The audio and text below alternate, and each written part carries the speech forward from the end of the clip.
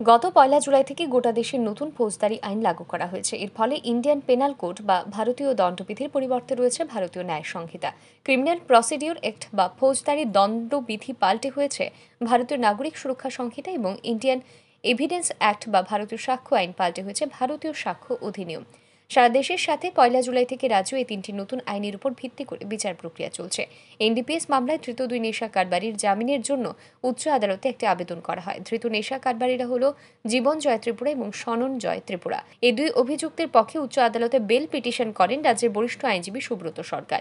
সংশ্লিষ্ট মামলাটি গত ২রা জুলাই উচ্চ আদালতের বিচারপতি অরিন্দম লোধের কোর্টে শুনানি হয়। শুনানি শেষে বিচারপতি অরিন্দম লোধ সংশ্লিষ্ট মামলায় একটি অভিনব রায় প্রদান করেন। এই রায়ে তিনি বলেন, ধৃত অভিযুক্ত জীবন জয় ত্রিপুরা ও সনন জয় ত্রিপুরার বাড়ির লোকেদের আগামী ১ মাস নিজ নিজ গ্রামে কমিউনিটি সার্ভিসের অঙ্গ হিসেবে নেশার বিরুদ্ধে প্রচার চালাতে হবে। এর জন্য তারা সাধারণ প্রশাসন এবং পুলিশ প্রশাসন থেকে সাহায্য পাবেন। ১ মাস এই প্রচার করার পর প্রচার পর্বের ভিডিও এবং ছবি সংশ্লিষ্ট প্রশাসন কর্তৃক উচ্চ আদালতে জমা করতে হবে। এই রিপোর্টের ভিত্তিতে আগামী আগস্ট মাসে পুনরায় সংশ্লিষ্ট মামলার বেল পিটিশনের শুনানি হবে। রাজ্য সরকারের পক্ষে এই মামলাটি পরিচালনা করেন উচ্চ আদালতের অতিরিক্ত পাবলিক প্রসিকিউটর সম্রাট ঘোষ।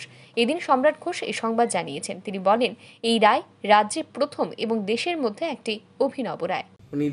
উনি বলেন যে এই কেসটার মধ্যে যারা আসামি রয়েছেন, মানে জীবন জয় ত্রিপুরা এবং সেলেন জয় ত্রিপুরা, তাদের বাড়ির লোকদের বলা হয় যে তারা যেন আগামী ১ মাস কমিউনিটি সার্ভিসের অঙ্গ হিসাবে ওনারা যেন ড্রাগের বিরুদ্ধে একটা ক্যাম্পেনিং করেন, অ্যান্টি ড্রাগ ক্যাম্পেনিং ওনাদের গ্রামে এবং ওনাদের মহকুমার মধ্যে যেন করেন। এবং এর জন্য ওনারা সাধারণ প্রশাসন থেকে, পুলিশ প্রশাসন থেকে, সবার থেকে ওনারা কোঅপারেশন পাবেন। এবং ১ মাস এটা করার পরে এবং ওনাদের বলা হয়েছে যেন দুই পরিবারের ব্যক্তিরা বিভিন্ন গ্রামের বিভিন্ন মুরব্বী যারা রয়েছেন তাদের সঙ্গে মত বিনিময় করেন, যারা ইয়াং জেনারেশন যারা আছেন, যারা মূলত ড্রাগের দিকে ধাবিত হচ্ছে, তাদের সঙ্গে কথা বলে এবং একটা অ্যাওয়ারনেস যেন ছড়ায়। এবং এটা পুরোটা ভিডিওগ্রাফ এবং ফটোগ্রাফ থাকবে।